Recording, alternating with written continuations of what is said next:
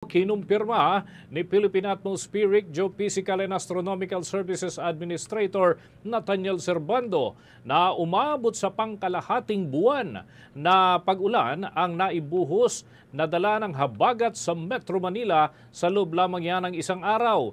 Itong naging rason ng mga pagbaha na nagpalala pa ng sitwasyon sa mga low-lying areas at pangunahing naapektuhan ang mga pangunahing bahaing lugar dito sa rehiyon at hanggang dibdib ang pagbaha na naitalang pinakamalalim habang may ibang parte naman ng National Capital Region ng gutter hanggang knee-deep lamang ang natukoy.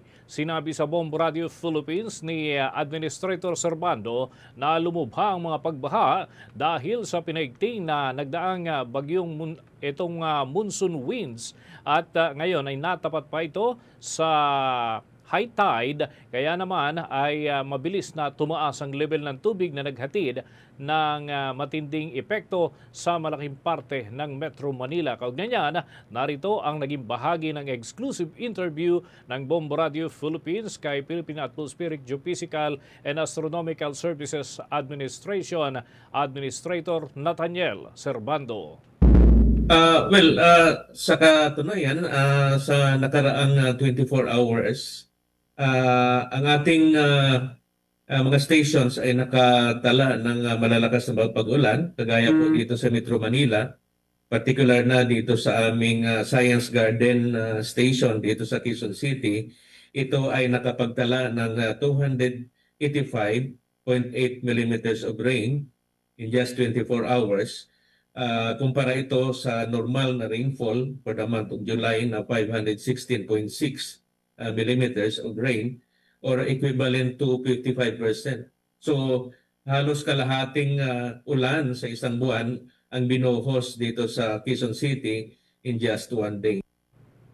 Bahagyan ang mga pahayag ni Administrator Nathaniel Servando. Idinagdag pa ng opisyal na dapat manatiling alerto ang mga mamamayan dahil mayroon pang dalawang low pressure area na nasa loob ng Philippine Area of Responsibility at mayroon pang isang humahabol na nasa labas pa ng ating Philippine territory at ang mga ito ay may tsansa na maging isang ganap na bagyo sa mga darating na araw. Bagaman posibleng ma-absorb ng unang low pressure area ang kasunod nito, pero kung magkakaganon man ay tiyak na lalakas ang isang low pressure area na hahatak sa mga kaulapang dala ng habagat at panibagong mga pag-ulan na naman ang ihahatid nito sa mga nasa kanlurang bahagi ng bansa kasama na ang Metro Manila. Kung sakali naman na magiging ganap na bagyo ay tatawagin ito bilang Tropical Depression Dante. Narito ang patuloy ng mga pahayag ni Administrator Nathaniel Servando sa panayam ng Bombo Radio Philippines.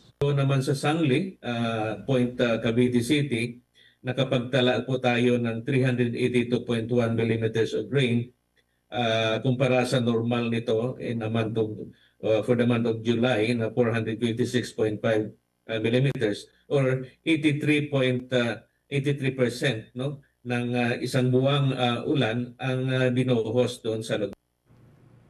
Dagdag pa yang mga pahayag ni Administrator Nathaniel Servando ng Philippine Atmospheric, Geophysical and Astronomical Services Administration na nasa ilalim ng tanggapan ng Department of Science and Technology.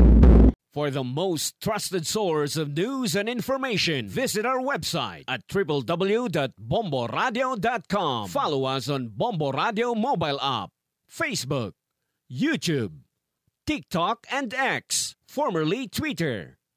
Like, share, and stay connected. Anytime, anywhere.